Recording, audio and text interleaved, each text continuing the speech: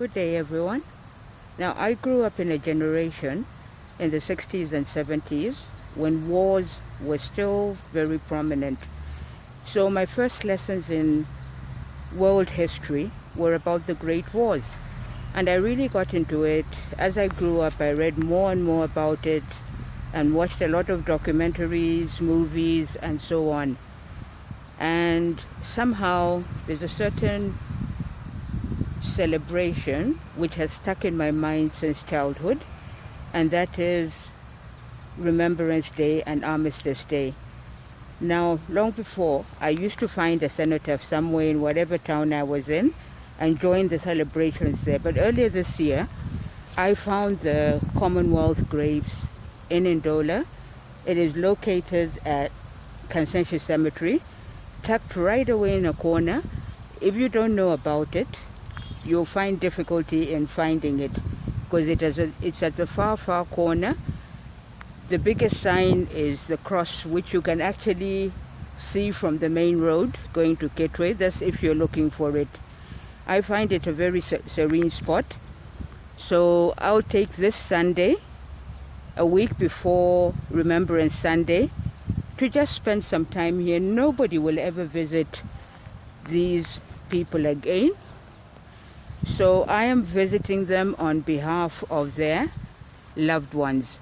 Now there are 71 actual burials here, brought in from graveyards all over the country, which was northern Rhodesia. And then some are just empty graves for those bodies which couldn't be found. Their memories are marked by a stone. So this is the Commonwealth War grave.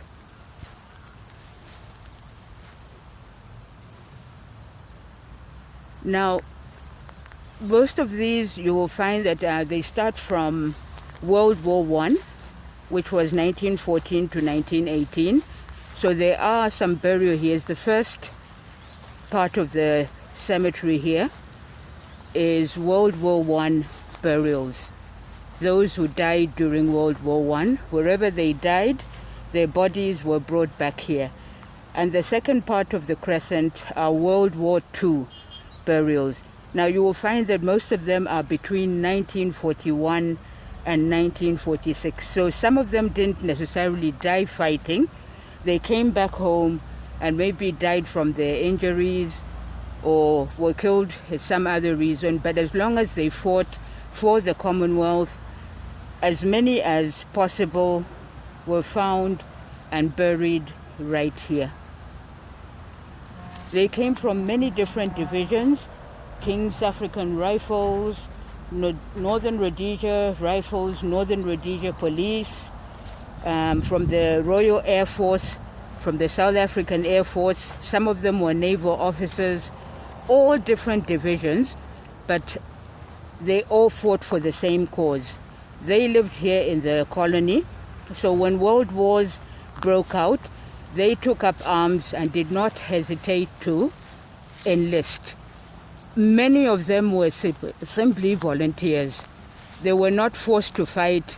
They just felt they had to protect the new threat in the world, which in this case was the Germans at that time. So all these, they've all got a story. They were real people with families. They were husbands, they were brothers, they were sons, they were uncles, all with dreams and aspirations. But they put it all on hold to fight in the world wars and protect the liberty of the world.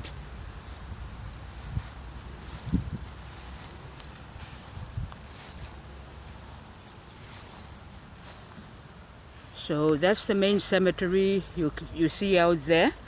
This is Ndola Consensus Cemetery. Somebody is taking good care of it.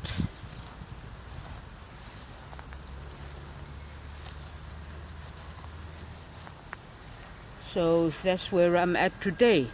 And then there's the cross and the sword. Now everything here is steeped in symbolism.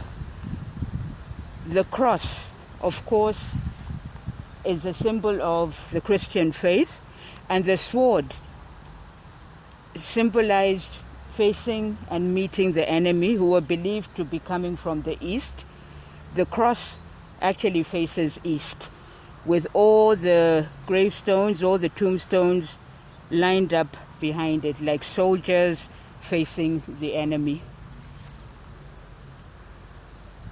Okay, it's just me. I've always liked all things military. They've always fascinated me. If I'd made the minimum height, I probably would have been a soldier by now. Because, well, that is the influence I grew up with. On TV, that's what we watched. I used to love watching Roving Report, which was a documentary-style program which brought dramatic news from all around the world.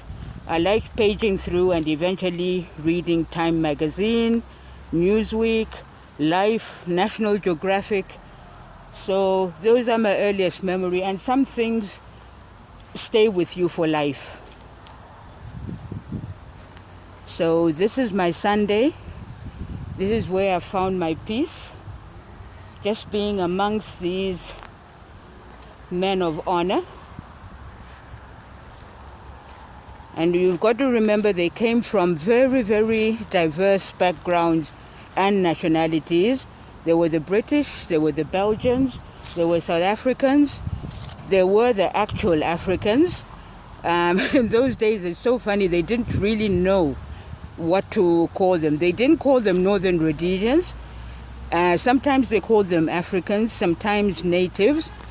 But here, the way they're recorded in the Commonwealth War memorials is that they were East Africans.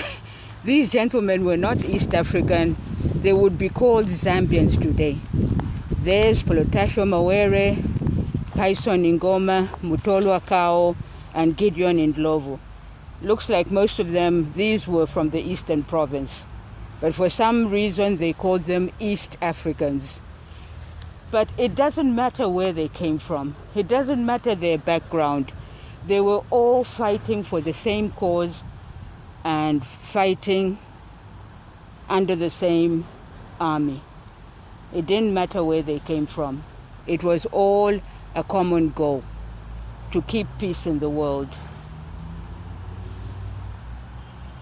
I salute them, to brave men.